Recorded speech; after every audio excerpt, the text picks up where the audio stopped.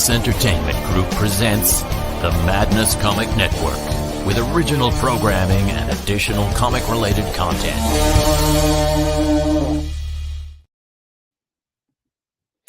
Welcome back, everybody. It's Friday night. We got a fresh episode of the Creative Cranium coming at you. It's going to be a great show tonight. I got some terrific guests. Our topic tonight is, what is your why?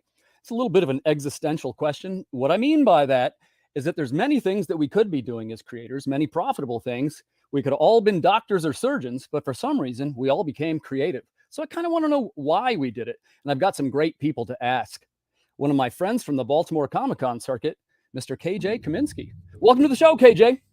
Hello. Thanks for having me, Tim. Man, it's so good to see you. And we know each other, but for the people that are sort of meeting you for the first time tonight, would you mind introducing yourself and tell us what you're mostly known for?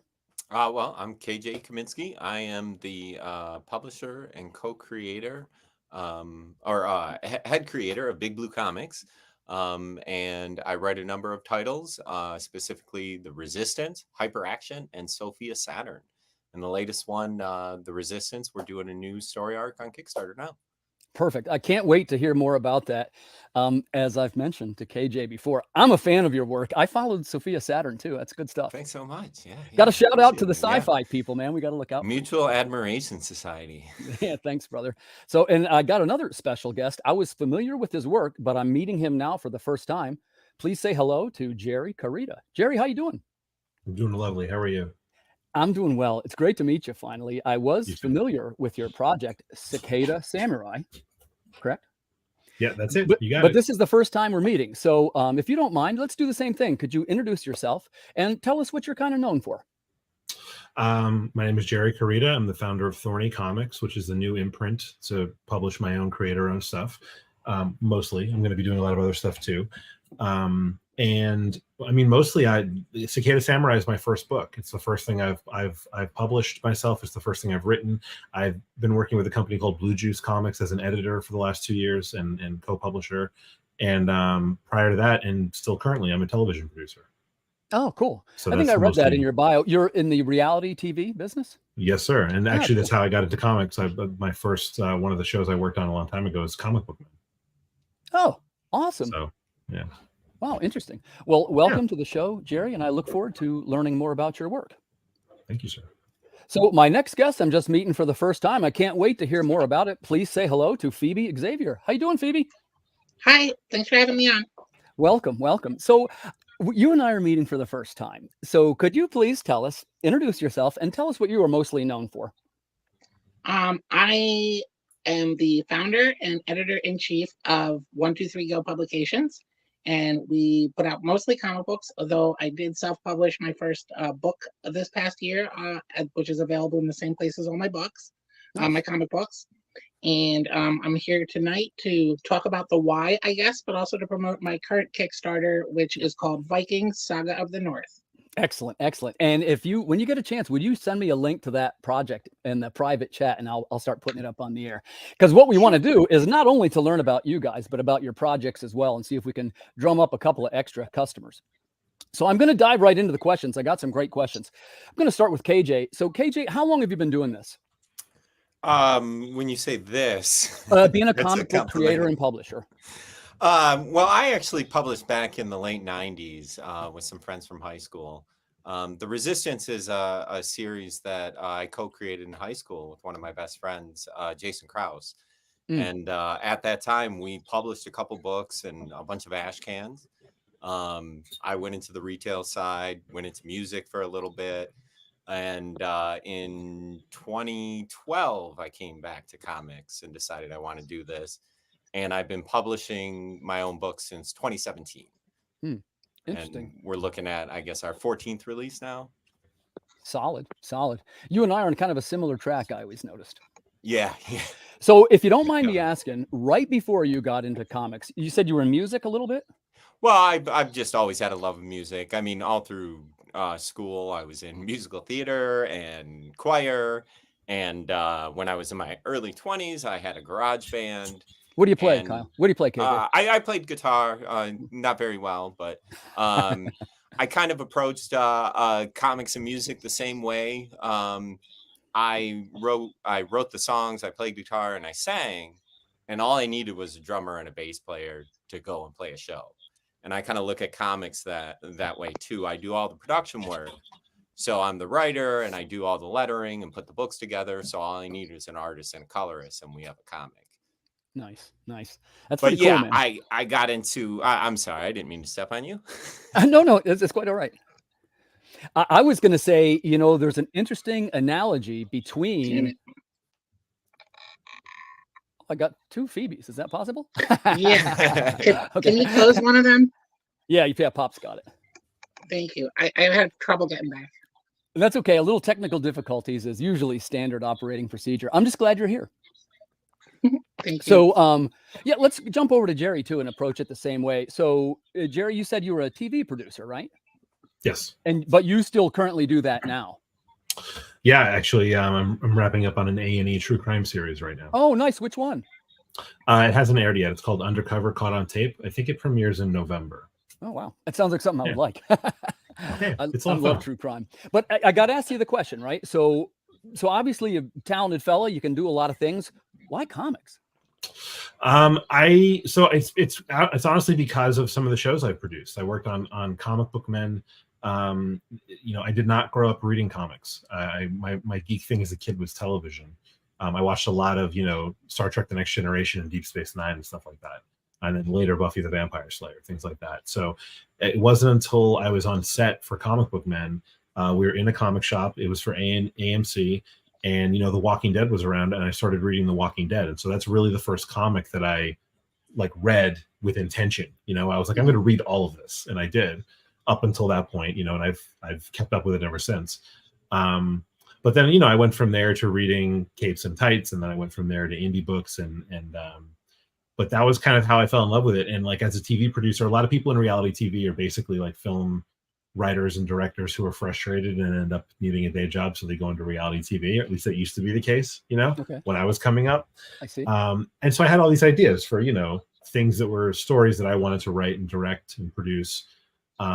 But no studio is going to give me $300 million to make a time travel epic. So, so I was like, I was looking around at all these comic books, and I was like, this is amazing. You can tell these great stories, and the elements of storytelling are the same no matter where you're telling them.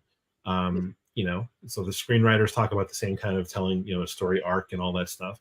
So I just started applying what I knew to this, and I can tell a story about a martial arts anthropomorphic bug who fights giant razor-beaked ravens and all this stuff, and there's nobody giving me network notes, and there's no budget to worry about apart from the art, obviously. Neat. But Yeah. I just fell in love with that. You could do anything in a comic book, and it's if you have 2 people talking in a room, or you have one of them blowing up the sun, it's the same budget, more or less, So yeah, and I've said before, the screenplay and the comic book script are very close cousins. Yeah, they're similar. That's actually something I was just talking to somebody else about. I actually found that a little bit. What's different about it, and maybe you if you've worked in both, you can tell me if you agree. In television or in a movie, you write a script, and then that's the Bible for anywhere from 50 to 300 people. The props, the lighting, the camera, the wardrobe, everyone's taking their cue from that script. Whereas if you're writing a script for a comic artist, you're really just writing that script for one person. Yeah. So you can have little asides in there, and you can put references in there, and you can do things like that you can't really do in a TV script. You have to describe what you want in the TV script, and then it's locked, and it can never change because 300 people went out and bought supplies to make that thing that you wrote on the paper. Yeah, and for real. In a comic book, you can just call up and go, "Hey, man, so that part where you penciled in the could you make her facing the other way? The window should be open. I want to make it a dinosaur instead of a lion. Can you do that?" And it's like, yeah, Right, just give me a day. I'll turn it around. No big deal, So it's a little different, but it is, I write my comic scripts in Final Draft, which is what I've always written all my TV scripts into. Yeah. So. I used a trial version of Final Draft. And by the way, I really like it until I realized, wait a minute, I can make all these things on a Google Doc. So now I use Google. By the way, that's nothing against Final Draft. No, it's great. And I just liked that I downloaded a template for comics, and I just ran with that. Yeah. But I had to tailor it for myself too. It really is. I mean, you can write a screenplay that way too. It really is just tabs and margins. Yeah. Find one you like and copy it. I use TextEdit. I Said it. start with That's it. page 1, panel 1. Yeah. That's yeah. great. Page 1, panel I 1. love writing those things. So let's jump over to Phoebe. So Phoebe, nice to meet you. Thanks for coming on the show. Yeah, no worries. Thanks for having me. So now, how long roughly have you been in a creative career? Oh, well, before I did comic books, I did music for a long time. Cool. What kind of music? Yeah, hip hop mostly. I also did a vapor wave album at one point. But I DJ a little bit, like with various styles of music. But yeah, I hit 40 or was about to hit 40. Was like, I'm not gonna make it as a huge rock star, so let me find something that I could still do in my 60s and express myself creatively. Actually, I had it on my bucket list for 20 years was write for the X-Men. And even if I never get to do that, at least I'm doing my own comic books that I love. Yeah, that's awesome. Congratulations. Thank you. Yeah, you're welcome.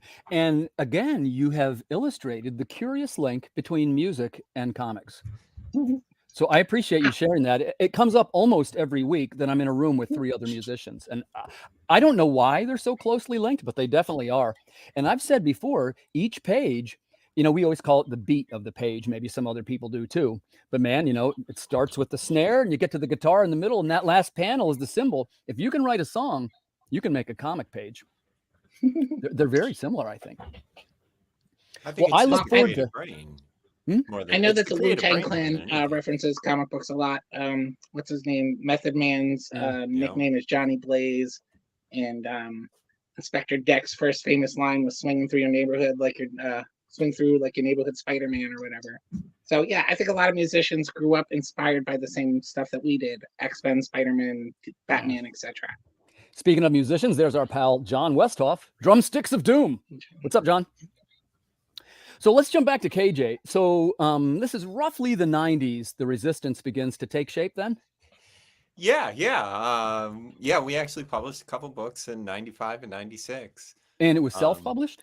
Yeah. At that time, it wasn't easy to make comics. What do you mean by that? You didn't have Google. You had to figure out a lot of things about comics that we started in middle school, I believe it was, when me and my friends started getting together and creating our own comics and talking about the future of what we were going to do.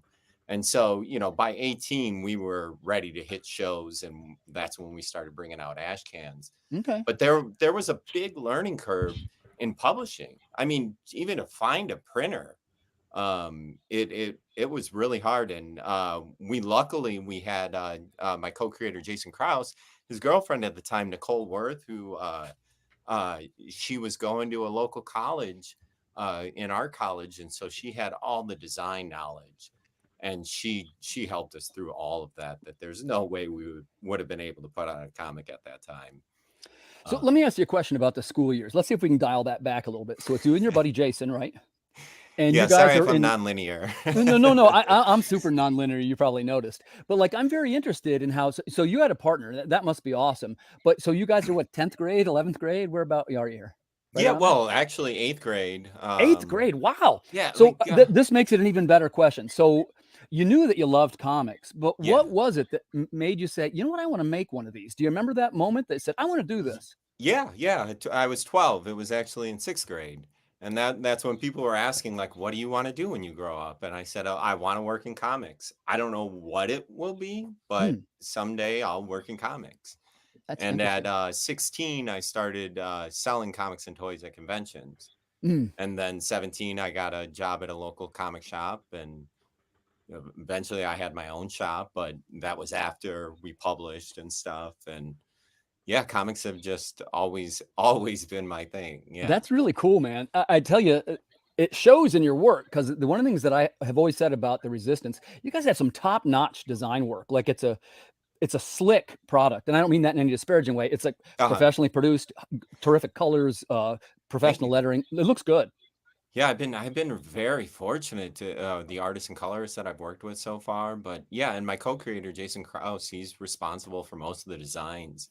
And he's just tapped into, I don't know, just so many influences that have just gotten bigger over the years, from everything from, you know, Saturday morning cartoons and Star Wars and anime back in the 90s, you know, watching anime and reading manga before it was huge. Such a huge thing, right? Yeah. So, and in this case, so you're primarily the writer and creator. Do you do any art? Not technically. I mean, I do all the lettering, logo Oh, I didn't know that. design. Yeah, and I put the book together. So inside, front covers, ads, all that kind of stuff. Good. You know, at one point I wanted to be a comic book artist. That, you know, at 12, I knew I wanted to work in comics, but I definitely thought I would be an artist. Gotcha. And then when I started getting together with my co-creator, his talent was just so much farther. And So I said, a good bit of your success then and motivation is you have this partner to thank. He's really helped you get there. oh yeah, at the beginning, yeah. He's not so much involved nowadays. I mean, he's done a lot of like Big Blue Comics is just me. Oh, gotcha. Was he at the convention? I don't think I met this person. No, not in Baltimore. Every once in a Okay. while, he'll show up in Detroit. He still lives in Michigan. Okay. But yeah, I mean, you know, he's the co-creator. Like, we wouldn't have the Resistance without him, of course. And yeah, Sure. back in those days, the Nicole and Jason, I mean, they were responsible for. I was the publisher, but you know, I wouldn't have been able to do it on my own in those days. Yeah, I know that feeling. So let's jump over to Jerry. So Jerry, you're a television producer, right? And you Yes. start having the idea of, you're working on Comic Book Men, is that when you got the idea? For this book, Oh, if it wasn't that, let's rewind. I want to hear when you very first got the idea that you want to make a comic.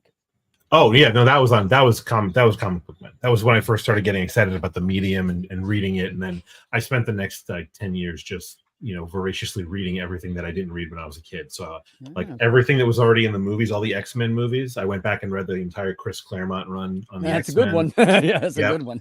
So, you know, and I got like really a lot of, you know, some people will get like will get annoyed about, you know, when creative teams change and they reboot things over and over again. But because I read everything out of order that way, it's kind of like I've always looked at that as a benefit, you know. Have you ever, when you were doing your voracious reading and you're looking through stacks and stacks of comics, was there one in particular when you, and same again, you're primarily the writer, correct? Right. Okay.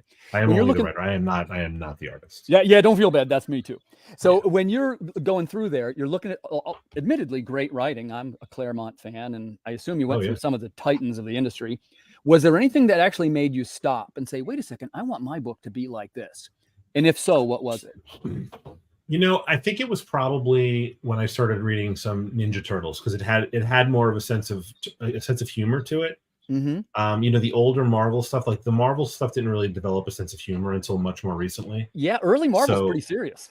Yeah, it was pretty serious, and like, you know, Wolverine would say something funny from time to time, and you know, they'd have a couple of lines. And like once Deadpool became a bigger character and was introduced, it had a really hardcore sense of humor. But you know, that's kind of what I've liked about indie books is that all the indie books you can kind of change tone a little bit more seamlessly. Like, you know, when you're writing something someone else owned, you can't like give Batman a goofball sense of humor. It just doesn't make sense, you know. Yeah. But so I I'm enjoy not a reading. fan of you know, this always comes up, and you know, there's always reboots and remakings of characters, which I used to kind of like, but I feel like that's gotten a little bit off the chain in recent years. And it was Neil Gaiman who said, which he should probably apply this to his own work, but he said that, hey, remember, there's elements of your character when you design it that somebody must have liked, and if if the character makes it big, be careful with changing it. Like like when I started reading the Batman, I delved pretty deep into Batman, all the old books and what was going on at the time. It was right when they had just done a reboot, so it was actually kind of, as someone who hadn't read all the old stories but everyone knows the Batman story, it was the New 52. Oh, so I like that one too. Yeah, it's great. And so Scott Snyder had just started writing the book, and he kind of had his own slightly different take on the character, but it very much talks about this a lot, where it's like there are elements obviously of Batman that you shouldn't change because there are things that make him Batman, and people love those things. But you can make him a little more cerebral. You can focus on his detective work as opposed to his superhero work. You can kind of do things like that. But But yeah, I kind of got on board right in the middle of a reboot. So the idea of a reboot doesn't really bother me. But that's a pretty good reboot, admittedly. Yeah. I was kind of suggesting maybe some of them haven't been too good. But sure. I know a lot of people didn't love the New 52, but I kind of liked it, and I sense you liked it too.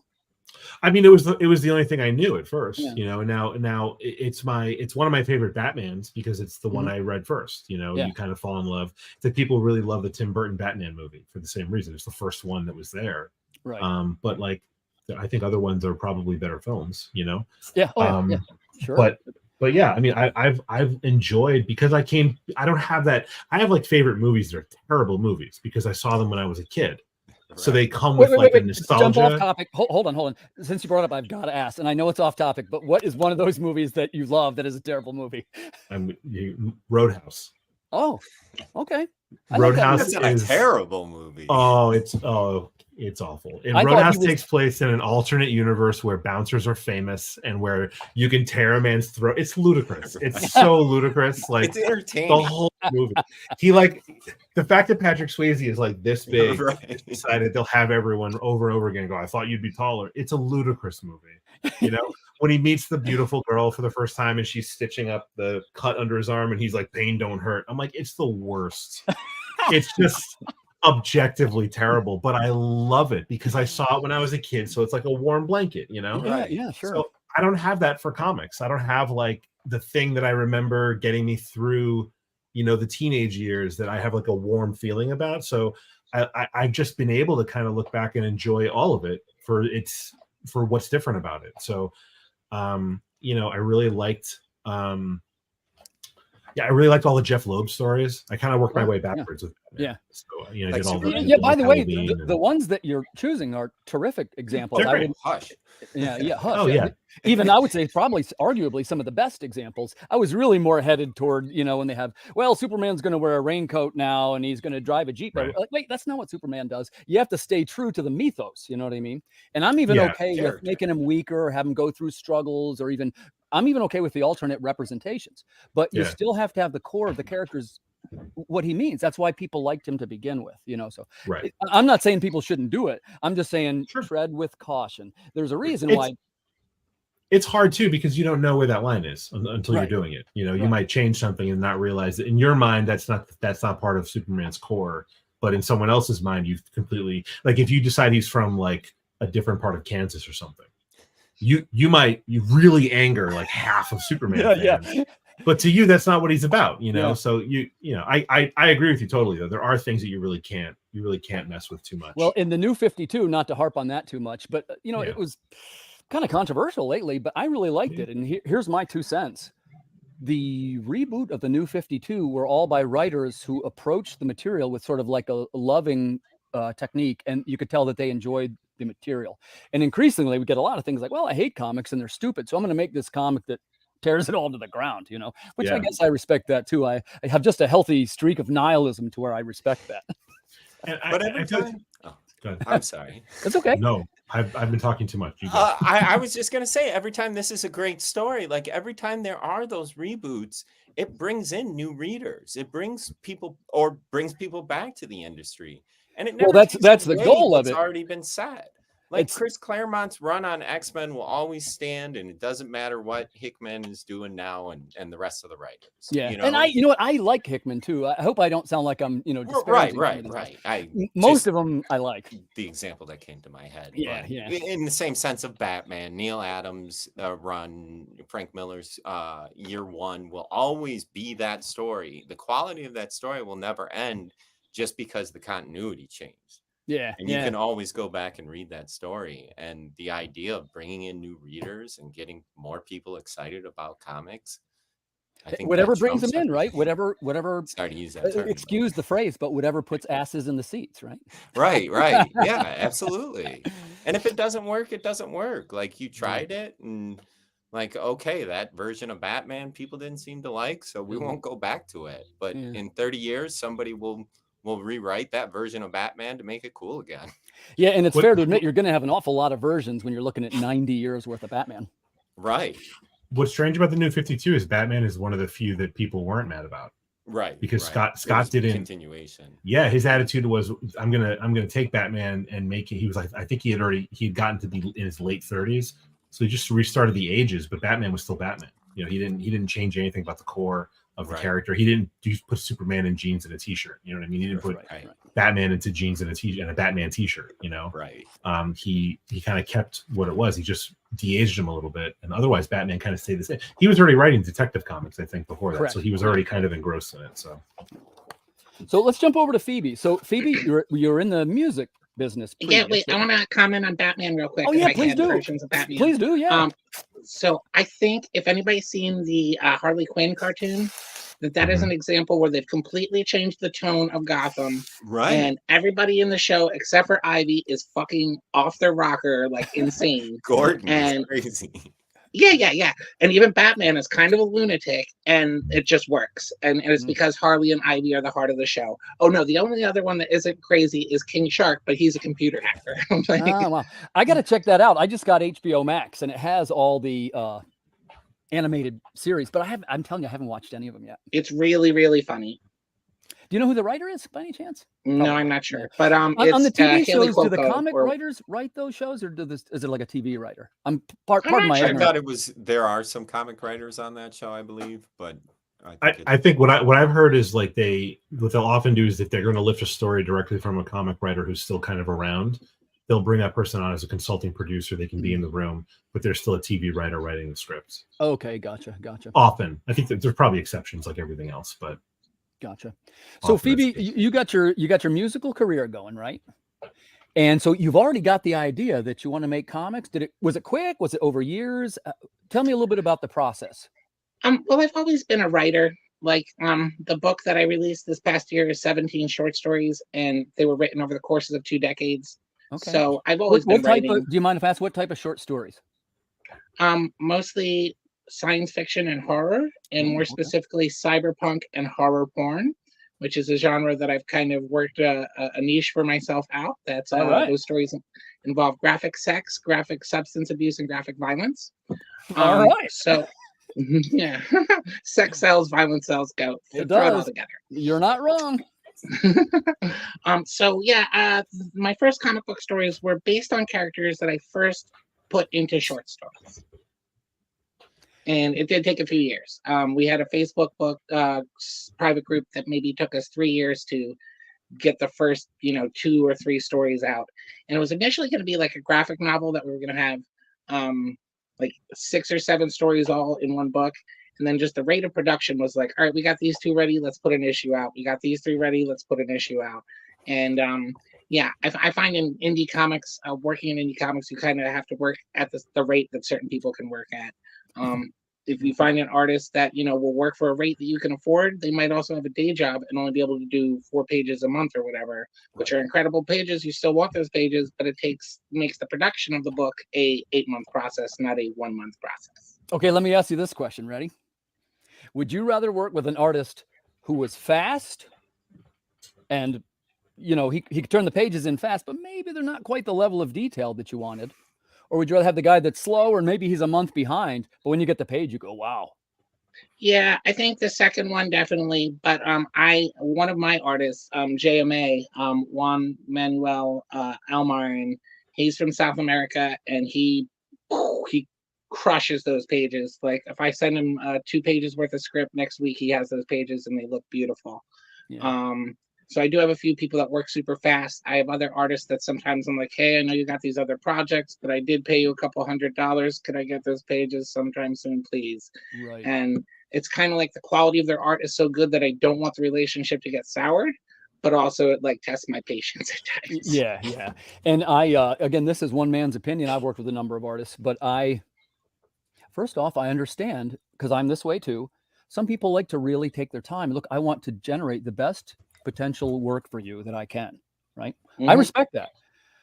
Yeah. That said, I worked with one fella, it's a 9-page short story, and it took it was 9.5 months to get the pages back. When I got the pages, they're amazing. But I'm not working with that fella again. I had put out something like 2 other books in the space that he did his 9 pages. It's too long. And maybe can't you just work on it in the pocket? Like I don't know. I've worked with some artists who took a long time to hand in the work, but it was worth it in the end. And Yeah. I have this attitude of I want to make the best comics possible regardless. Like if that story takes 2 years to make, then that's going to kind of have to be on the back burner and maybe, 1 page a month or something. But like if the artwork is beautiful, I mean, that isn't that the point of comics is. To me, it is. To me, it is. And KJ, I'm going to talk out of both sides of my mouth for a second. Yeah, right. Well, and you got to work with the economics and the schedules. And right, because I'm a small publisher. I don't, in my perfect world, KJ, I'm trying to release 4 titles a year. And I'm sure you know how hard that is to get all the pieces to run on time to do that. So as you know, there's always a project. For me, there's always 2 in the works, right? So I guess I would say it like this. It's definitely worth the wait for the most beautiful page possible. But in the age of social media and the instant gratification that we live in, as creators, we almost have to keep churning something out lest we fall back into obscurity relatively quickly. Do you think I'm correct or am I wrong? No, I would agree with you completely. I feel, I did my last Kickstarter last year. And I haven't really done much except for work in secret on this series, and I just feel like I'm kind of starting from the beginning again. Yeah, like people kind of forgot, like, oh, I'm still doing this thing. But yeah. And I think it's a balance. I think, and your budgets are going to depend on it too. I mean, if you have to crank out some books and to bring in some revenue too. Right. The thing with something taking so long is you're just investing money and it's kind of sitting there and you can't get any revenue back because the story's not done. And I get that too. But in a perfect world, you wait for the genius artist. Yeah. And, I guess I would say, well, and maybe, one of the things we talk about on the show fairly often is that as creators, there's an element of mental health that always enters into the completion of the work. And it's a very serious subject, and we sometimes shy away from it. But the truth is, it affects all of us. Writers, artists, there's always somebody that's going to be kind of, particularly in creative personality types, they tend to go through these things. So you got to be sort of patient, right, to make it all work. Yeah, and it's I think it's managing personalities too, because some people are slow because they need somebody to tell them to hurry up. I can't do that. I just have too many things on my plate. Okay, let me ask you this: when one of your guys is late, what do you say to them? It's okay. It's okay. I'm gonna probably be late on our next script. I mean, I think at this level, the biggest thing I've been trying to do is just get the content. I plan to go into regular comic shops and do regular distribution at some point, but I feel like doing everything on my own, I'm going to need a lot of releases built up. So, we're working on what essentially is issue 6 of The Resistance, plus 3 issues of Hyperaction and 5 of Sophia Saturn. Eventually when we go through distribution, what we're working on now is going to be a year off before it gets released in regular comic shops. So I just try to be accommodating at this point. There might be a point where you can't, but and then consistency is the other thing. I think we're all writing for the trades at this point, even though I'm committed to single issues. I know that the final product is going to be in a trade, and the idea of having more than one artist interrupt that story and now give you basically a different perspective. I've just never been keen on that. And so even with my colorists, I've been committed to them as much as they have to the project, and to work with them to get through it. Okay. So Jerry, how about you? First thing, I want to know a little bit about your team. This is Cicada Samurai. How many people are involved in this project? So actively, it's 2. Actively, it's me, and the artist is Mary Landro. She's doing pencils, inks, colors, and eventually letters. Okay. She's doing the whole thing. And do you mind if I ask how did you find her? Instagram. Oh, and was it a matter of you saw her art and loved it and said, "This is my person"? I was already following her, and so I had another artist do the original character designs. It was someone else that I reached out to on Instagram. It's Takashi Okazaki, Nice. Who did Afro Samurai. He just was into it. Like, I got really lucky. So I didn't know cicadas are a very big thing in Japan too. And so he immediately knew what it was and was just kind of into it. And within a couple of days was sending me drawings, and we were kind of pitching samurai stories back and forth. It was like, he had no reason to even reply to me, really, but he did, and it was amazing. But he's incredibly busy. He does animation. He was doing a Marvel book. He's doing the Star Wars Visions. It's like a sort of a Jedi samurai story that he was doing for Marvel, and a bunch of anime projects and all this stuff. So he was crazy busy. He couldn't do the art for the book, so I needed to move on. And I spent a long time, like following artists online, and I just reached out to Mary, and she was into it. Cool. And can I ask you, what is in this case, can you tell us a little bit about the choice and especially what it really means that it's an issue 0, number 0?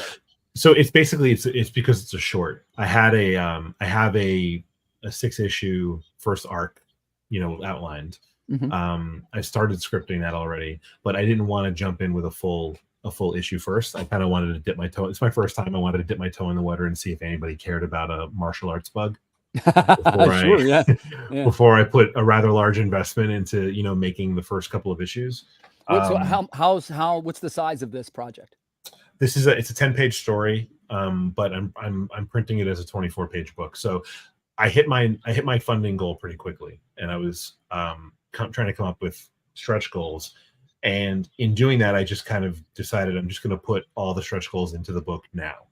What is that, like pages and character sheets and stuff? Yeah. So I went from an 8-page to a 10-page story, and then script, the ink pages. I'm running a competition online that's actually going to end in about 3 hours for up and coming artists. Anyone who wanted to sketch the character, tag me. I was going to pick my 4 or 5 favorite ones. I publish them in the book, pay the artist. Cool. Yeah, that is cool. Man. Yeah. So that was the idea. So all that's going to make it a 24-page book when I print it. But sure. But that's the whole thing. Well, and you're funded, so congratulations. Let's do a quick call to action for the viewers. We're talking about Cicada Samurai. That's number 0. A lone cicada samurai warrior protects young cicadas from a nightmarish foe. I think this book sounds terrific. Please come over to Kickstarter right now and check that out. You won't be disappointed, right, Jerry? I hope not. I really hope not. If you like the book, please direct all hate mail to Jerry. Please do. Okay, so I'm actually kind of excited to hear a little bit more about this one too. So we were talking to Phoebe earlier about Vikings Saga of the North, and I didn't realize. So this is an educational book. Yeah. Okay, yeah, I love it. I love it already. I love it. Phoebe, tell us what type of customer is going to love Vikings Saga of the North. I think people who love comic books, people who love history, people who love Vikings. I love all 3 of those things. There you go. This was written for you then. I would be very interested in this. I think that the historical genre is ripe for comic projects. Yeah, thank you. And I kind of leave it off at the end how like the next big movement of war that would define the next couple hundred years is then the Crusades happen after this. That's sort of the next era that comes up. So maybe Jose and I will have to revisit historical books at some time and come back and write a book about the Crusades. Yeah, really. That'd be a great sequel. And what is the size of this project? How many pages and so forth? It's 24 pages. 22 of it is the actual art and story. And then the last 2 pages, I think, are other 1, 2, 3 Go plugs and advertisements. Cool. Yeah, same thing, viewers. Call to action. If this sounds like your bag, Vikings Saga of the North. That's live on Kickstarter right now. I love his. I had a question for Jerry, if I could. Yeah, come on, go. Jerry, are you familiar with Cicada? No. Is it a comic? Okay, Cicada is an ongoing joke that Seth Meyers does in his corrections segment. It's a YouTube only sort of special he does. And he just like, he mentioned it once as like a one-off joke. And then he started talking about how it's starring Nathan Lane and this and that. And it's about a cicada coming to grips with the fact that he only lives 4 days or something. And it's an ongoing joke for several years now, and you should totally look into it if you like cicadas. Obviously, you're inspired by them in some way. When this is over, I'm gonna. That's my internet hole for Friday night. I promise you'll laugh. It's very funny. Cool. Thank you. And I'm a big fan of this one too. Let's take a quick second. We're going to talk about the Resistance. Met KJ a couple of years ago, as I mentioned at the con, and one of the things that struck me about this book, and I'm going to ask this question, I'm not just going to pontificate here. It has a very cool sense of world building, right? It's sort of like I always mess this part up, but it's sort of like a pseudo-military sci-fi conspiracy. There's many elements, but what I think is cool, it has sort of like a character setup that's not too different from it's like a G.I. Joe kind of thing. And by the way, I mean that in the most complimentary way. That's something that I really like. Kyle, can you tell us a little bit, who is going to love the Resistance? What type of customer will love this? Oh, definitely. Yeah, definitely fans of G.I. Joe or X-Men. I sometimes steal both of their old taglines. And the Resistance are an uncompromising strike force, Awesome. fighting for a world that fears and hates them. Cool. They're led by Interval, who's this guilt-driven soldier whose actions caused her fellow aliens to be on Earth. And now she's fighting corruption and oppression wherever she can find it 100 years in the future. Gotcha. For viewers, please go check this one out. That's The Resistance on Kickstarter now. We'll get that one funded. I can personally vouch for the quality of this book. I've got a couple of them. I think I have 2 or 3 of The Resistance, and I have Sophia Saturn too. Yeah. But the thing I wanted to tell KJ, I kind of don't want him to know this, but I guess it can't hurt. When I take interior page layouts and what we call interstitials, the things that come with the book that are not necessarily part of the story, like the interior cover things and sometimes the back cover. Never quite sure what to do there or what it should look like. And when I talked to Luis, who's our graphic designer, what I use for an example, like something like this, I use the Resistance, something like this. Oh, nice. And I don't necessarily mean copy your colors or anything like that. Right. Yeah, I just meant, the concise layout of it, and it's got a little, what I call punch. I realize that's thanks. I am available for hire as a letterer and doing full production. There's listen, I'd be thrilled to do something graphic design wise. That's what I'm always short on over here. If you guys don't know too much about me, that's fine, but it would be fair to say that I have no idea what I'm doing. So I always hire other people to do these things. And the reason why they look pretty good is I try to find the smart people. And then, of course, if I'm not sure what to do, I get online Friday nights and I tell them to come over and I ask them all these questions. And that's how I learn it. I actually took a class through a school called Comics Experience. By Andy Schmidt. I know. And I took the lettering class through them, which was taught by Dave Sharp, who used to be in the Marvel bullpen, and he does most of DC books. I know who Dave Sharp is, sure. And that class taught me so much about how the donuts are made in comics, and took my lettering. Before that, I taught myself through YouTube, and it just took it to a professional level. I mean, I'm not there yet. I mean, I got a ways to go, but still, I mean, I think it's a well-lettered book. I guess let's ask a little bit more about our teams, because I think I'm kind of perceiving that we are, first of all, are we all in America? Where are we from? I'm in Oceanside, California. Okay. Because a lot of us now work with international teams. And I'm going to start with Jerry.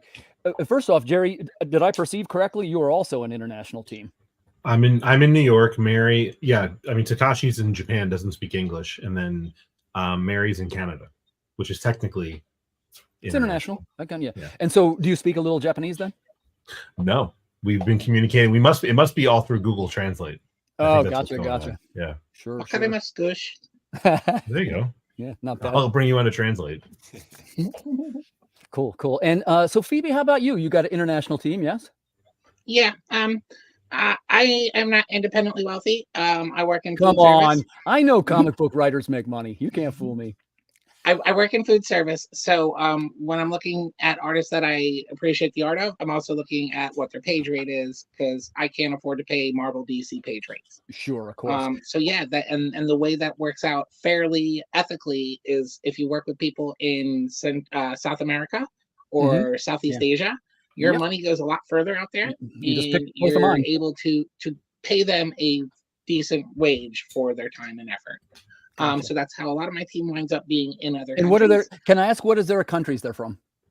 Okay, so like I have two different colorists that are my main colorists right now. That one is in the Philippines, and the other is in Argentina. Oh.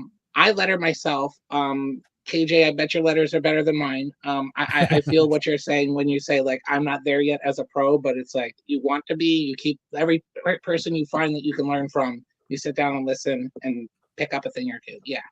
But the reason I started lettering was just to afford to be able to do this. Right. But yeah, so who else do I work with now? Oh, so for example, Jose, who is the artist on this Kickstarter, he's from Guatemala. His niece is the colorist. I think she's in Guatemala as well. Gotcha. And how did you find them? How did you find them?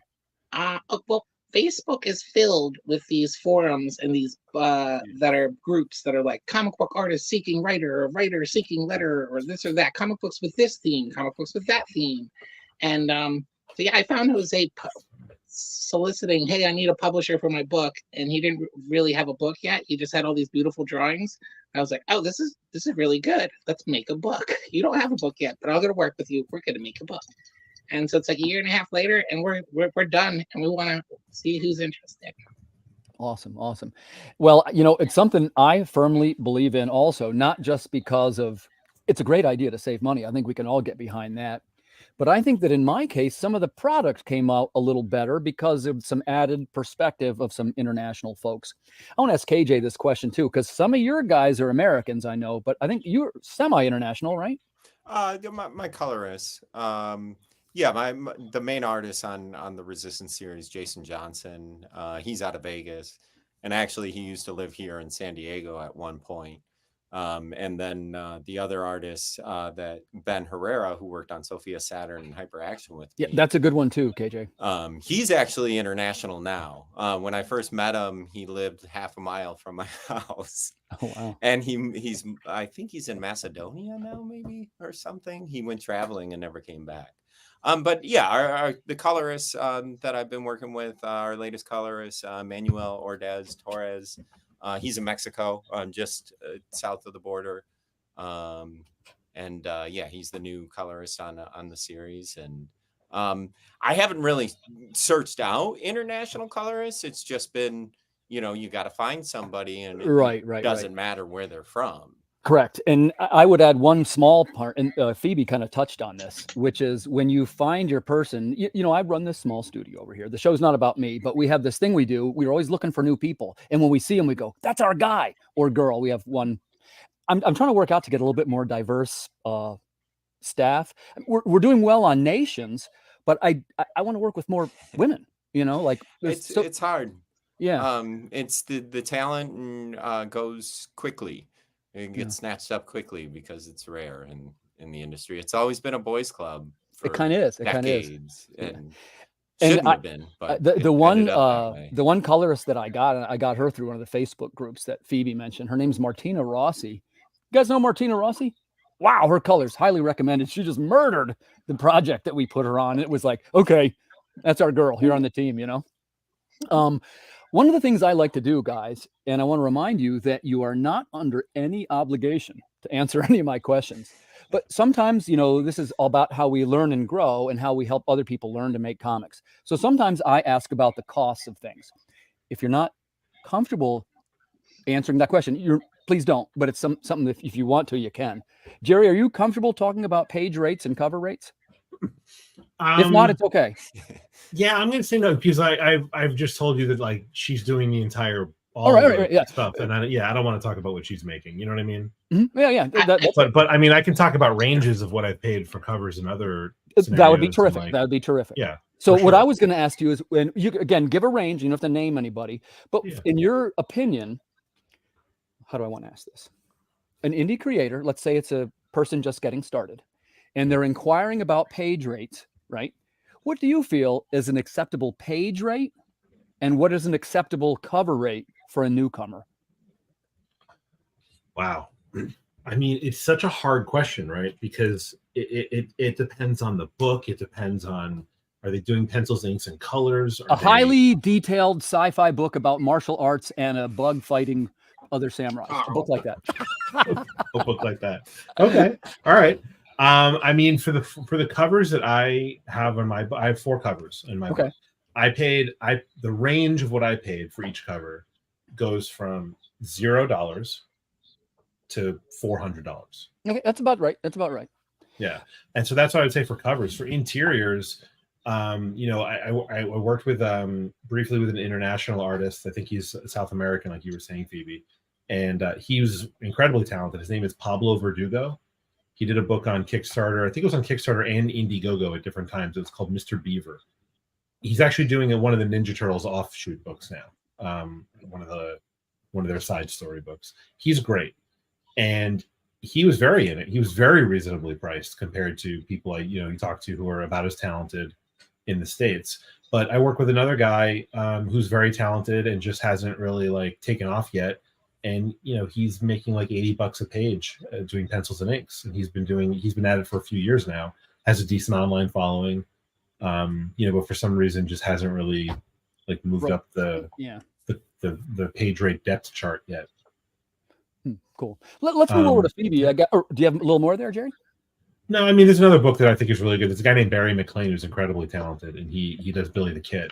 But he's a co-owner of the book, and so he gets nothing for the work.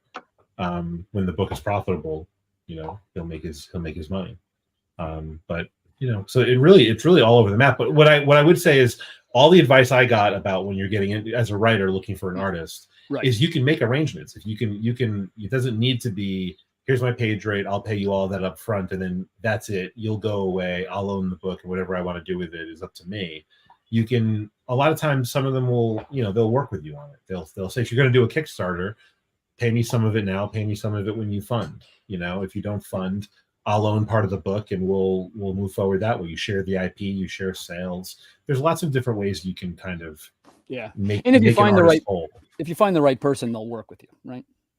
Yeah, hopefully. Some people aren't interested in that. Some people they'll tell you, on this project, I'm actually just looking for a paycheck because I'm buying a house and I need the money. Well, and look, not for nothing. Again, I search for the right way to say things because I don't want to say anything disparaging about these fine people that we work with in this terrific industry. But one of the things is I can understand why somebody would want rights to the project. I'd want that too. But the reality is those rights may not be worth very much. You might want to take that check up front. That's what I tell my guys. Yeah, I mean that's definitely true. If you suspect that the book is going somewhere, you might be okay with a reduced rate to just get on board. So speaking of page rates, so Phoebe, when you do your books, how do you pay your artists? Do you do 24 pages and you pay all at once? You pay 50% up front, 50% at completion? What do you recommend for a beginning creator? 50% up front and 50 upon completion, I think, is a really good policy. I think that another thing, though, as far as that's sort of getting into whether you trust someone's gonna deliver, and I kind of judge that based on how many mutuals we have. This guy's friends with those people who are pretty fucking serious about their comic books. Then he hasn't screwed anybody over in any meaningful way. That's a measuring stick litmus test I use. That's a pretty good one. That's a pretty good one. Thanks. Yeah. But okay, so I have a cover type image that I'm paying for currently that I'm paying about $400 for. Maybe that's it's color, I assume. Yeah, full color and an incredible artist. I know I'm getting my money's worth there. Yeah. I think there are also other artists that do the equivalent of a cover image, like a splash sort of image that I will use as a cover. I go in and do my own graphic design as well. I don't do all my logo designs. I'll pay someone to do the logo, but then I'll do the outlay myself. I work in Linux. I work in GIMP. I don't use Adobe or anything. But also so some of the people I work with are students and students in third world economies. Yeah. So paying I've done that a couple times. So paying them less than what would be expected in America is actually going a long way in their life. So without giving any specifics, I think it's more about the ethical. I couldn't offer that rate to someone in America. Correct. And that's why I'm not necessarily seeking to work with as many Americans. Yeah. And maybe I want to clarify something. Thank you for that answer, Phoebe. And in case this is being perceived as that I'm angling for some way to pay artists less, it's not that at all. If it was up to me, I'd pay artists $1,000 a page. To me, that's how much it's worth. What I'm suggesting is maybe if we found a way to make things slightly more affordable, there'd be more work to go around.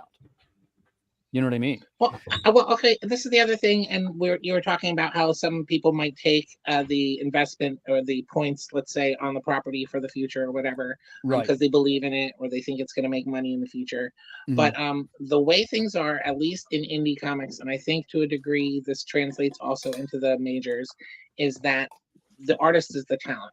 The artist is like the actor, if you will, like to make yeah. I buy that. It's a visual medium. Yeah, and so like the writer doesn't get paid as much as Tom Cruise or The Rock does, and the artist is the rock star in comic books. Yeah. So they get paid before I get paid, and I only get paid if my Kickstarter funds, or after I've paid them to make the book, then I get paid maybe if I promote it well. So, gotcha. I was thinking about this recently actually, because it is a strange thing in comics where, I agree. The artist is like the artist, you can't judge a book by its cover, but you can decide if you're going to pick it up and look inside by the cover, right? So your cover artist is very important in a comic book, more so than maybe in any other kind of publishing. Mm-hmm. Your interior artist is essential. All that art and all that beauty is hung on the framework that you've built as a writer. But when you think about like the titans of comic creators, it's often the writers who get more of that credit. And even historically, everyone knows Stan Lee. Quick question, Jerry, and this isn't, don't hear Tim's disagreeing with me, but you brought up a great point, and I want to talk about this. We all know the writers are the titans of the industry, right? But look at this room, what you got in here, 4 writers. Right. If we do you think, Jerry, that if I had 4 artists in this room, would they agree with what you said? I think that I don't know because I think I bet you they wouldn't. I don't know if I agree 100%. I think it's a mix. Chime in, KJ. I want to hear your 2 cents. Kirby, Perez, Adams. I mean, those Wrightson. Those 3 have touched so many of the big characters that are right. that we all know today. But yeah, I mean, and I think that, but when you talk about writers, Stan Lee obviously was the king of self-promotion. Right. I mean, he made himself the titan that he was. And it's kind of like, though, like we're all sort of in the industry, right? And so I think we make a point of kind of knowing the artists too, because we all know those stories about how Stan became more famous, kind of sometimes at the expense of the people he co-created those characters with, and the animosity and whether it was real or not and all that stuff. So I want to jump in and say something controversial here. I'm not really sure that's true either. Here's why. Yeah. If you took a bunch of comic creators, as you put 100 comic creators in a room, and you said, raise your hand if you know who Jack Kirby is, how many hands would go up? I mean, all of them. 100. So I'm not sure Stan held him back. If it was pay, maybe. Stan Lee is a household name. Most people don't know Jack Kirby outside of comics. And a lot of people in comics have no idea who Steve Ditko is. No clue. Oh, yeah. I can't believe how many times I'm at conventions and another creator. And it's not, it's not like that might be an age thing. That might be you an need age to know thing, all these names. Like, you don't need to know. I'm trying to think of some old actor. Errol Flynn. Thank you. You don't need to know him to be an actor. You don't need to know what he did to pave the way. But I think it's a mix. But then when it comes to writers too, they're more prolific. Like, Scott Snyder and Neil Gaiman and Grant Morrison. They're known for so many different projects because they're able to actually put out those projects, where an artist is going to take so much longer to do each individual book. Yeah, I mean, I guess that's part of what I mean is that there's like, Scott and Greg Capullo had a great partnership on Batman. And again, we're in the industry, so we know both names, but I think that Scott's is more the writer's name goes first on the cover of the book. Like it just is kind of built that way.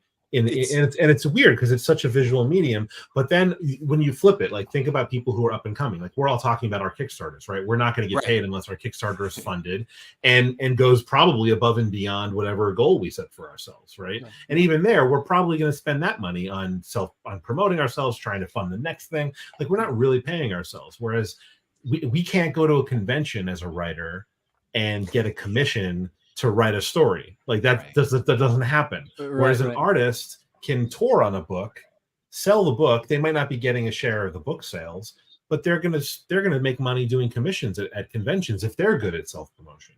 We can't really do that as writers. So it's kind of like a weird thing where I feel like overall, maybe it's more of an outside the business thing, but the writers get more credit for these stories and these books, but the artists actually have more opportunity to get paid making them. And so you need to make a successful book as a writer, as the publisher, to really, draw a paycheck at all from this life. Whereas like you can be an artist on 1 or 2 books and do a couple of shows a year and make a few $1,000 at Comic-Con, just by selling. Or stay at home and do commissions. There's a lot of artists out there who have credits. That's all they do. They make a living off commissions. But it's interesting, like your entry into the industry and into comics. So I came through the 90s, and that's when Image Comics blew up. Right. And that was 6 artists that left Marvel because they were the top selling artists at the time. And the writers weren't as respected at that time outside of, the big ones. I didn't think those books were well written. The initial Image books sucked. I'm with you, Phoebe. By the way, I respect what they did. That's a tremendous effort. Congratulations, everyone. But I can't say I was a fan of any of those books. Yeah. Oh, when they talked us all into buying Spawn? Just too much. I mean, I bought 100 copies of Wildcats #1 to get the golden cover. Yeah. But no, I mean, but also Savage Dragon. I think it gets overlooked a lot. But that's a book where it's a creator's vision. It wasn't necessarily the most commercial successful, but he was the one who, and still to this day, is writing and drawing that book. KJ, you got a great point there, and I have a question about this. And first off, as always, feel free to disagree with me if anybody wants to. But I've got a lot of respect for everybody in this room and your projects, and I've looked through them. And let me tell you, the reason why I have a lot of respect for them, you didn't necessarily take the easy money commercial route. Like they're all kind of eclectic. And I would call them kind of, I guess what I would say is if we were all in it for the money, you probably would have made a very different book than the one you made. So I certainly would have made a very different cover. Right. I'm trying to say it gently, but KJ, let's start with you. When you were making your book, you knew that certain kind of covers and materials sold more. Oh, but you stayed true to your vision. Why did you do that? Yeah, I think what you're getting at is we don't over sexualize our characters. Yeah. Not that there's anything wrong. Look, I like sex as much as anybody else. I do. Well, good. Okay. That's your genre, Phoebe. That's your bread and butter. And again, I'm somebody who grew up in the 90s where, sexuality was a big part of pop culture in the 90s. Mm-hmm. And it, almost like the late 60s, but my characters and the vision that I've always had for my project was so influenced by 80s cartoons like G.I. Joe and Transformers, but also 80s and 90s comics when you had the comics Koepp. I wanted to produce a book that a 10-year-old can pick up and read, and their 40-year-old father or mother could enjoy it just as much. And it just, I don't know that, there might be some other project where I'm super happy to over-sexualize my characters. But these characters, for some reason, they're very militaristic. So I kind of find it doesn't really speak to the core of the characters. And, there you go, man. It doesn't speak to the core of the characters. Yeah. And there's not a lack of sexiness. I feel our characters are sexy and attractive. It's just look, I'm the same way. My books are all exploited. I guess. I do the attractive. And I don't want to use that as a negative term because because you exploit yourself. We're all here to be our own brand and to exploit ourselves to try and sell our comics. So let's say, Jerry, what about you? If you had somebody come to you and they say, "Hey, man, this Cicada Samurai, I love this book, but look, I got this tip for you. And they recommended, let me think of something that you might say no to. And it's something that's not in the book and it's just too adult for the brand. But they say, hey, but this will triple the sales. Would you do it? Or would you stay true to the brand? I mean, this early, certainly not. I think I haven't given up on the idea that I can get people to read the book that I want to write. You know, I think that if you come into writing Superman, you have a fixed audience and you have to write the book that they want. You have to surprise them. You have to find ways to kind of, you know, make them interested and keep them engaged, but you have to write the book that they want. You have to write their Superman, right? This is my guy. I'm gonna write him the way I want to write him, and if I can find people who like that, great. And if I can't find enough people who like it, I'll write a different guy. You know, I'll write a different character.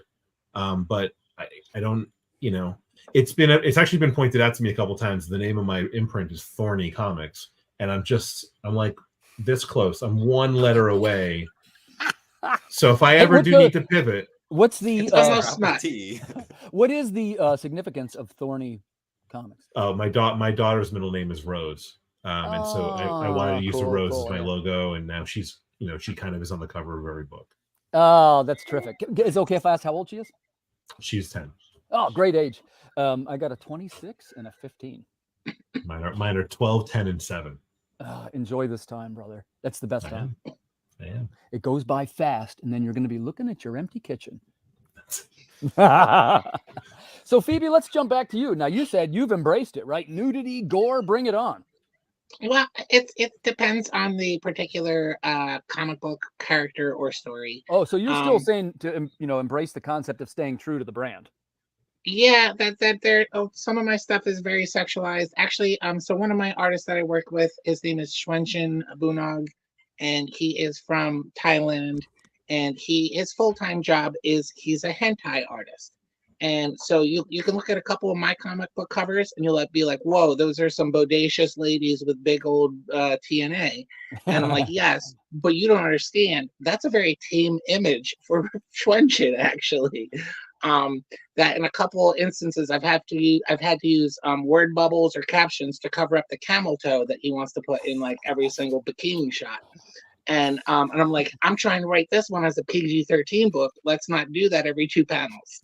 And yeah, God bless you, Schwenchen, you're amazing. But like, I don't want to over-sexualize every book. But I do like sexy women to be sexy. And the way in our book, Gunmetal Black Ops, it's the way the creator, Frederick B. Roseman, wrote them, is like they're 2 very attractive lesbian couple and they're assassins. And like, they're awesome, and I love writing for those characters.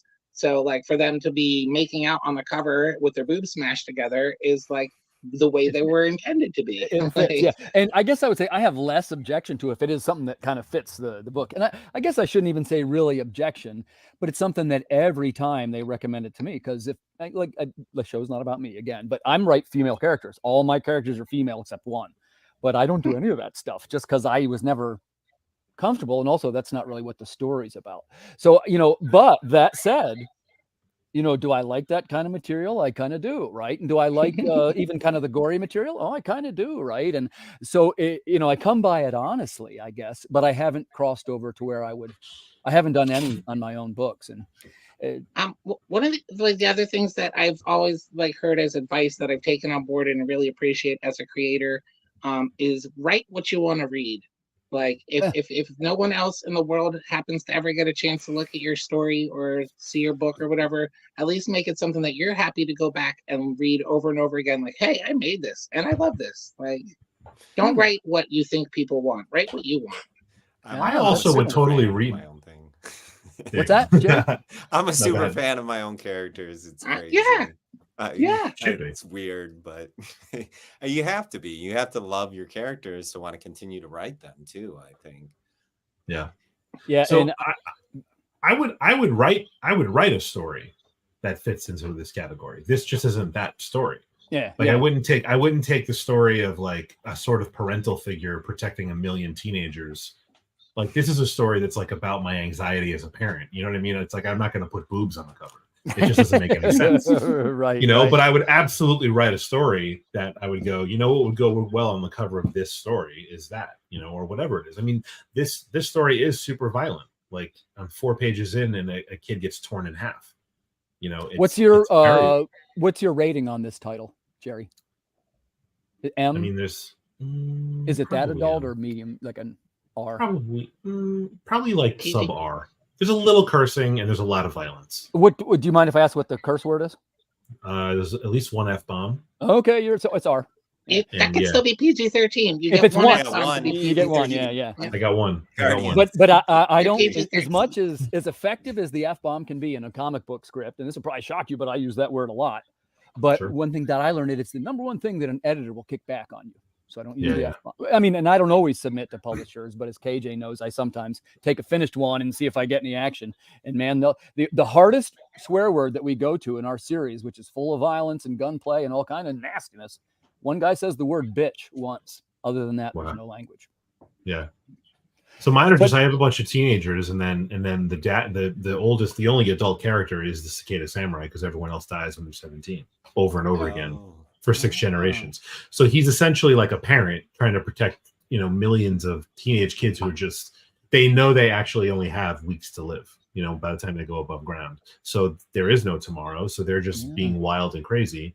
And he's got to keep them alive long enough for the species to continue. So he has a lot of like his narration is very much the way I talk about my own kids driving me crazy.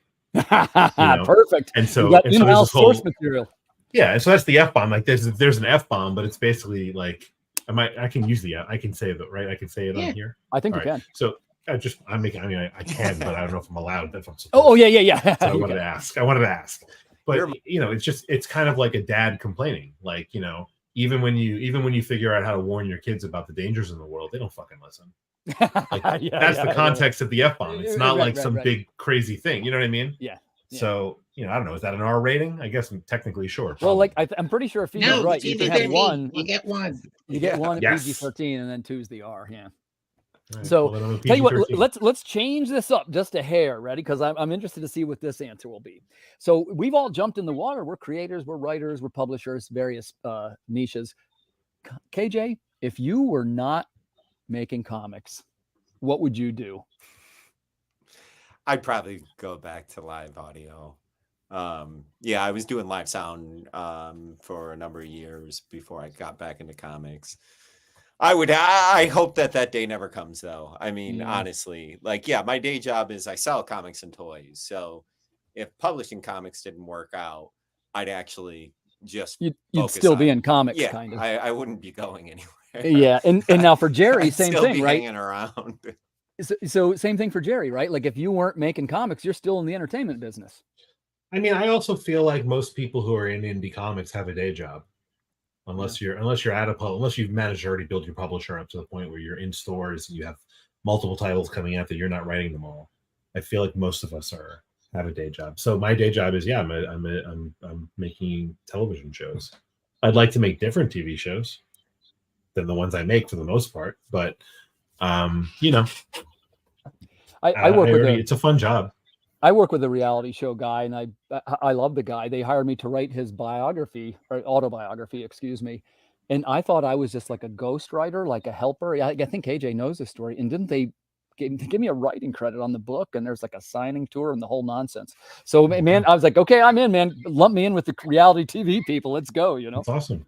Can I ask who it is, or is it like... No, I don't mind. It's David Starr. He is he's a stage designer primarily and magician in Las Vegas, but he works with all these big name acts, Kevin Hart and Alabama and Celine Dion. And like, he's one of these, and he's also, so I'll quick tell you the story. He designs this rock star clothing. It's like a jacket with a guitar on it. It's really cool.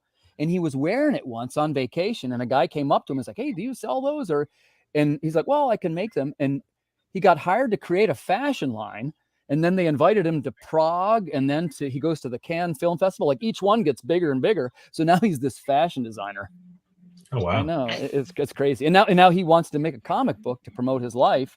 And somehow I got involved with that. I was standing in the right place at the right time. And at Baltimore, we did a signing, and it was really cool to do. Fun project. It under Earth Dog Studios? I just put it up today. Okay.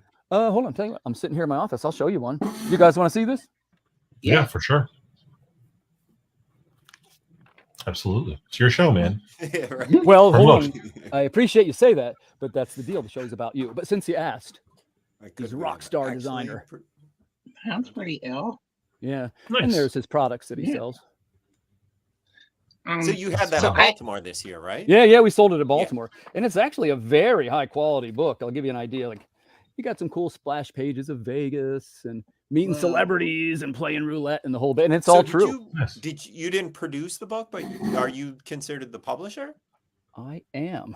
I know life is full of twists and turns, KJ. Like I say, and I'd be happy to talk about that anytime, but I kind of want to keep the spotlight on you guys. So let's jump over to Phoebe. Okay, well, first I wanted to shout out my friend that's in reality TV. Yeah, come on, go. My friend Jeffrey Marks won a Grammy last year. Is that what it's called? No, the Grammys are Emmy. music. Emmy. Yeah. He won an Emmy for a Netflix series. He's been doing casting in reality TV for a decade and a half. I don't know, a long time. He got his break by being a contestant on not Big Brother, but some house that they kick you out of. I don't know. That's Big Brother. Get me out of That's all here. right. It might have been Big Brother. But yeah, Jeffrey is someone who's been my friend since Occupy Wall Street. We met in Zuccotti Park in New York City, and I've been friends with him through social media for the last 12 years. And yeah, he won last year, and I'm so happy for him and happy to be able to shout him out as my personal connection to reality. Nice. Yeah. So Phoebe, what would you do if you were not making comics? If you were not creating in that field? So I spend more time on writing my books. So these are novels or short stories? Yeah, I have. Okay, so one of the books that I am working on is about a let's call it a company that offers a service to people, billionaires, trillionaires in the deep future, where they send them back into different alternate timelines, but to take over the body of someone, and like they'll send somebody back into the 1980s with the lyrical knowledge of Tupac Shakur and Biggie Smalls or something, like 15 years ahead of their time, so that in the 80s they're able to easily become like the hugest thing in hip hop ever, or like to take over jam music, or be like this actor with like all this like knowledge that would not have been available at that time. And then it's about a couple of characters who then go against that company. But yeah, the first half of the book sort of just introduces all the fucked up shit that they do. And then the second half of the book is called Casual Val, and that's the main character who sort of winds up the person that goes against them. And yeah, I have like at least 8, maybe 7 to 8 chapters written and the whole book outlined. But because I'm usually busy either at my day job or doing comic books, like it's more of a seldom that I work on it. But every now and then some little new detail of it hits my head. I'm like, oh, this should happen too. So I go back to the document and add that to it. But yeah, so I've been working on other creative stuff. I also do stand-up comedy sometimes. Oh, wow. I might do that more. Yeah, Cool. I have a couple of friends who also are kind of either comedians, stand-ups, or just very funny people that I make sketches with. I probably put more energy into that. Would you ever have any desire to write like a comedy script and, maybe try and my friends and I wrote an entire season of what would have been a 15-minute Adult Swim comedy that we were going to pitch. Yeah. Well, we could pitch it to Jerry. He could put it on the air. I have final draft too. I actually wrote 3 full X-Men scripts and one of my own scripts that was completely self-created OC or whatever. Cool. That's awesome. Well, yeah, I think that music connection, I think that's the creative outlet. For a while, when I had a garage band, I still knew friends who were making comics, and they're like, "Oh, don't you still have stories?" And I'm like, "Well, right now this is fulfilling me creatively, and that at some point when I get older, I'm not going to have a garage band when I'm 48 as I am now." And so, you do that in your 20s. And I think it's as people get older, a lot of us find that comics are just a great creative outlet and expression. Yeah, it's an interesting thing, right? I guess I want to ask this question too. Like, because we're getting a little bit close to our time. We're going to be right around 10:30. I'm going to give some time for shouting out the projects again, but many things can happen in creating a comic project, which could turn you around or to sour you on the experience. And I'm kind of a positive guy. Like, I can have a couple of bad things happen. Doesn't bug me too much, but sometimes you can have a tough go. Maybe it's a con, maybe it's a printing issue, maybe all the wrong books went to the customers. We all know these things can happen. But my question is this: why didn't we stop when those barriers happened? And I'm going to go to KJ first, because I know you've had some ups and downs. We've talked about it. So my question to you is this: why didn't you stop? Because I've always seen this as a marathon first. And then there's that other thing, I guess I've been saying. I don't know what else I would do if comics weren't in my life. Comics have been a part of my life and my passion, like I said, for 30, almost 40 years. I mean, this is, yeah, the idea of giving up on everything that I built so far. And the idea, like, we talked the whole question of the why. This whole thing has been, I wanted to build my own sandbox with my own toys that I can play with for the rest of my life. And if this book doesn't work out right now, and maybe in a few years I do a different slant on the Resistance or any of the number of projects I have. You believe in your project, and it's all or nothing in your case. Yeah. I mean, I love my project. It's that thing about you have to be your own super fan. Sure. It's, you're making the book you want to read.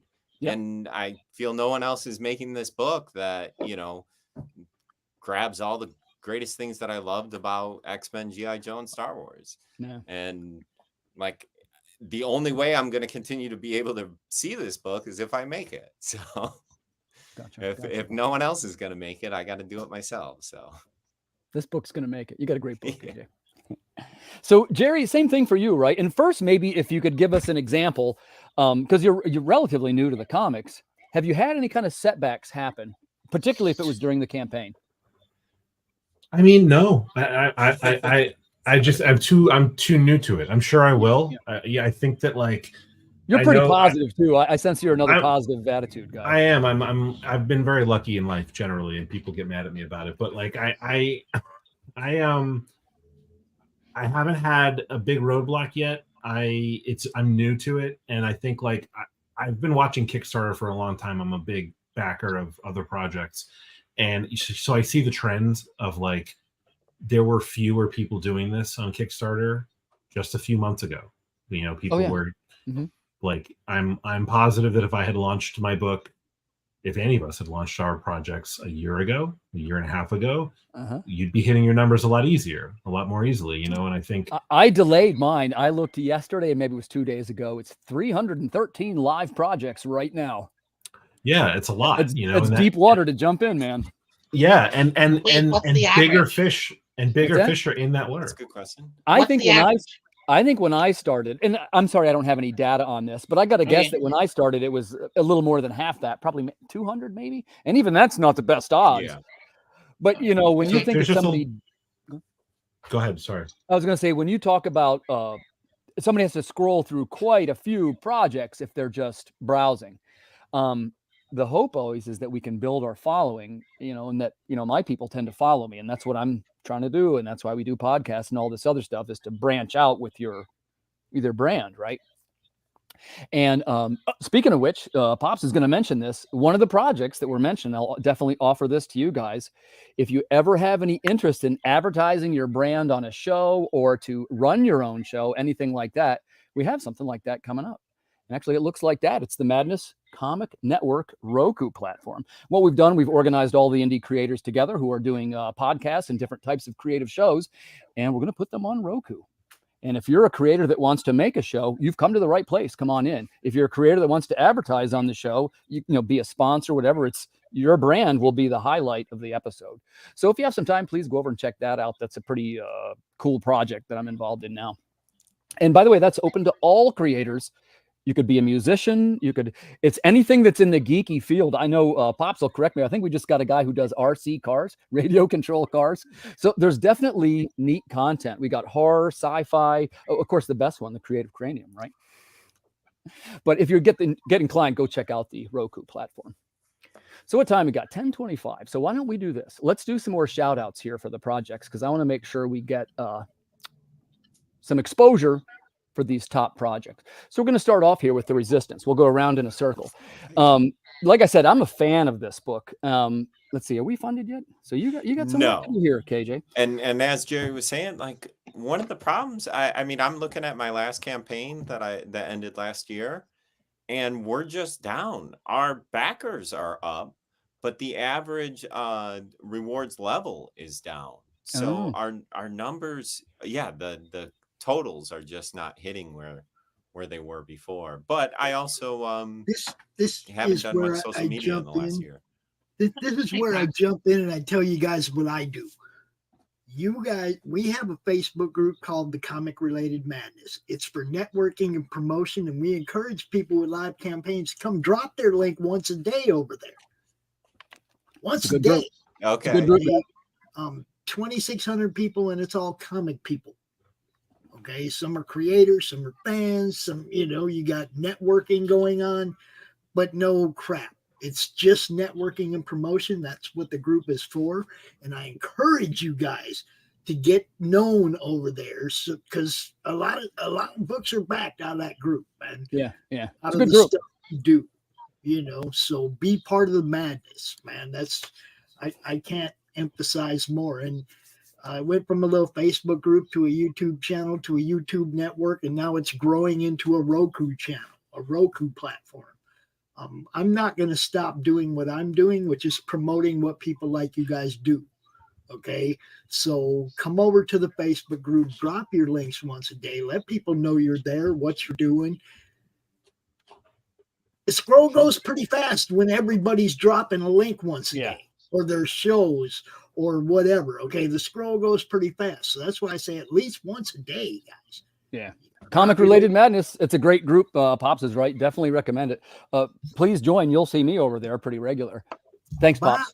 Yep. Good call, man. Good call. So you guys are definitely invited, and that's literally all they do is support each other. And I believe I'm part of the group. Yeah, I think I see you in there. Yeah. I like those guys, and it's this when I do the show, they put me out on something like, I think it's 10 channels now. Oh wow. Okay. So they take care of me. But let's, like I say, I want to get off track, man. We got to encourage customers. Let's go check out The Resistance. Yeah, there's a week left. Ends next Friday. We have some really awesome exclusives in it too. We have a G.I. Joe figure cover, homage cover. I'm gonna scroll. Do you want to show that? Let's see that real quick. I think if you scroll down. This book looks great, KJ. So yeah, you get free stickers with every there's the homage cover. That's really but it looks cool, like the old G.I. Joe O-ring figure, but it's a Resistance interval. That's done by an artist, Brad Thingvold. He's a traditional and digital artist. The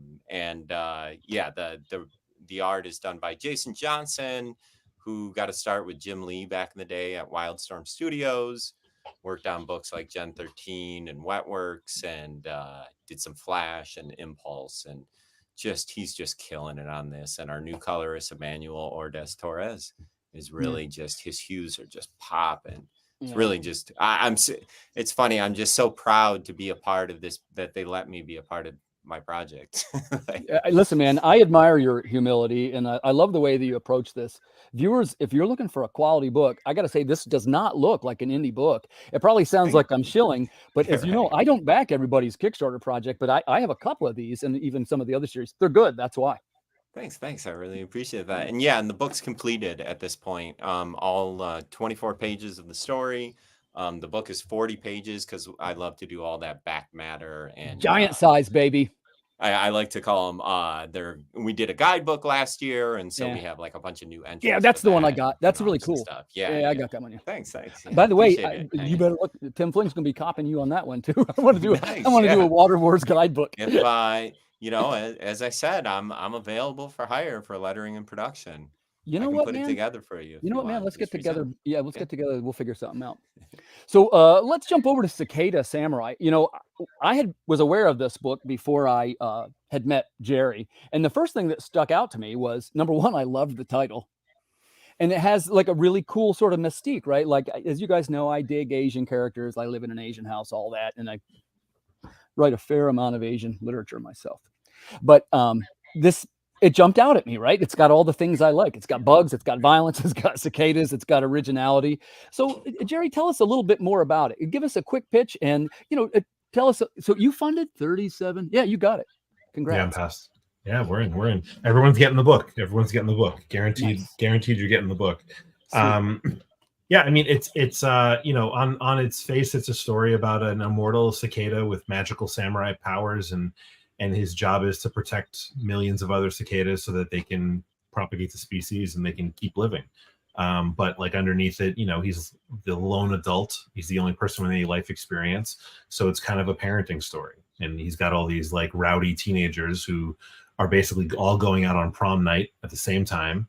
And he's got to try and keep as many of them alive as possible. And there's a lot of horror elements to it. The monsters that he fights are based on animals and insects and things like that. What type of monsters might we see in this title? Well, in this story, it's a raven. It's a gigantic, bloodthirsty raven who's just a hungry animal. That's all he is. But there's a real thing in the world called a cicada killing hornet. It's the size of a cicada.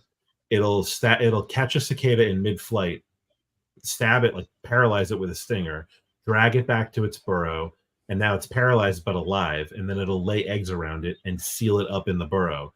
And when the little monster hornets hatch, they eat the cicada, and they know not to eat any vital organs, so they'll eat it alive for days afterwards. Jerry, please don't be offended, thing. but it's a little bit weird that you know this. I got obsessed with I got obsessed with them. I read about this thing, and I was like, right away, I'm like, that's a comic book villain. That's a monster. Nice. That thing. So yeah, it's horrible, scary. There are monsters in the world, and in this book, they're real, and he's got to try and protect them from it. Terrific. Well, you mentioned that it's your first book, man. Welcome to the club, right? And I wish you every success.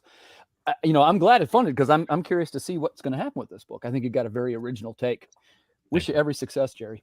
Thank you, sir. You're welcome. You're welcome. And let's jump over to Vikings, right? I want to talk about this a little bit more too. I am a sucker for historical dramas. I've always been that way. Phoebe, tell us a little bit more about the book and sort of your pitch. It's filled with interesting factoids that we stayed away from fictionalizing and fantasizing the gore and violence of the Viking Age, which may be things I explore in other books. But the art itself is. Could you scroll down on this to show some of the artwork that we're offering? So I just got in the mail this week, and that's why it's taking me a minute to process it. Oh, it's under rewards. We look at the rewards. If we could go down, that's the cover that we just passed. But yeah, these are original drawings that I have done in pencil and ink, sent to me by Jose, that we're selling them. I still have another like 6 at least to post. That you really ship to anywhere in the world? I will. Yeah. Oh, good for you. Okay.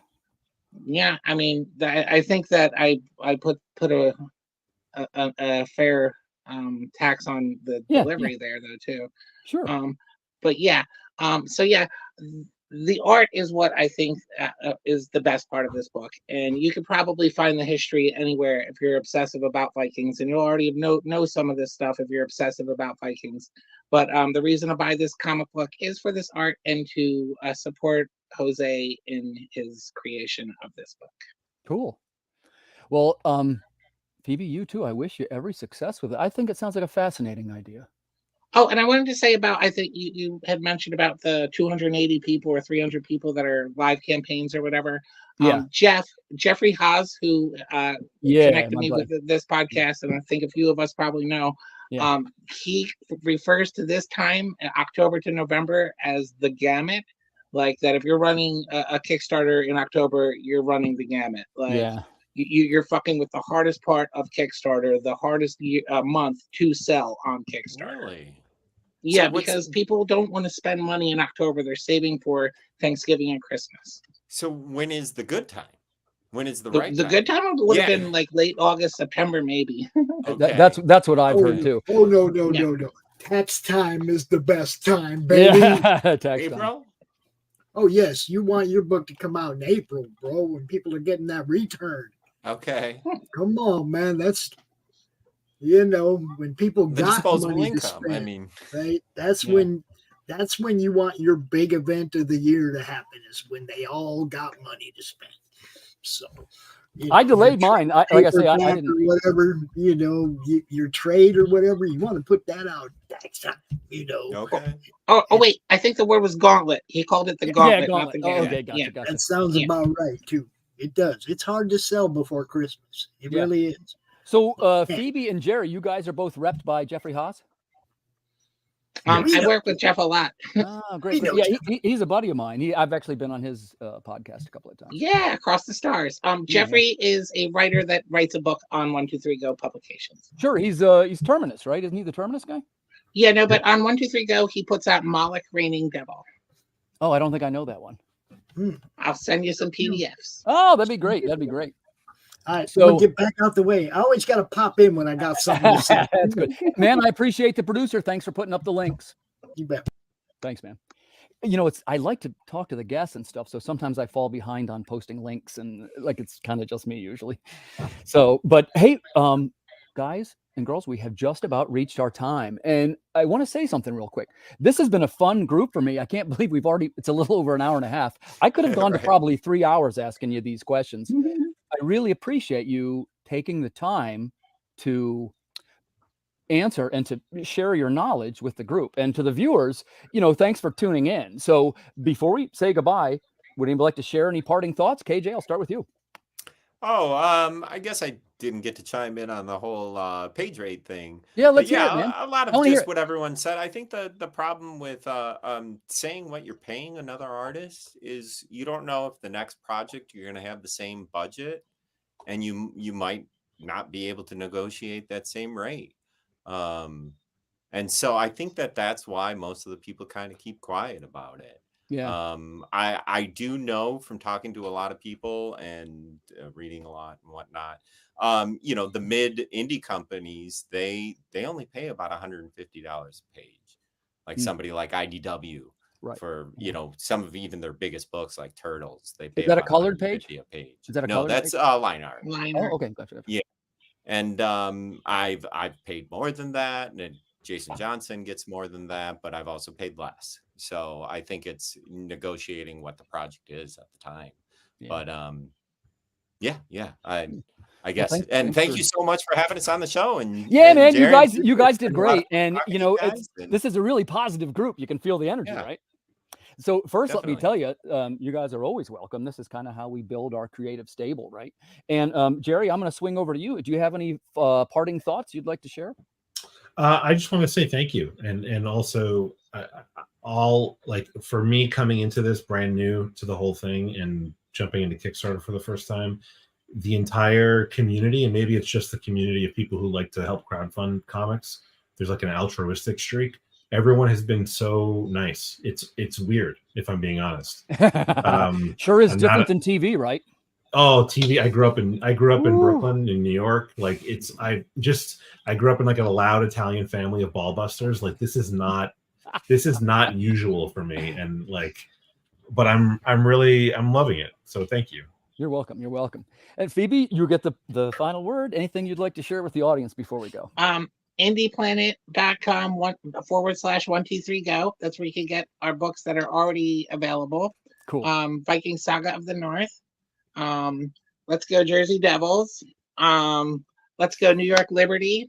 And thank you so much for having me. I hope to come back sometime soon. Well, it's a pleasure. And I will stay in touch with you guys.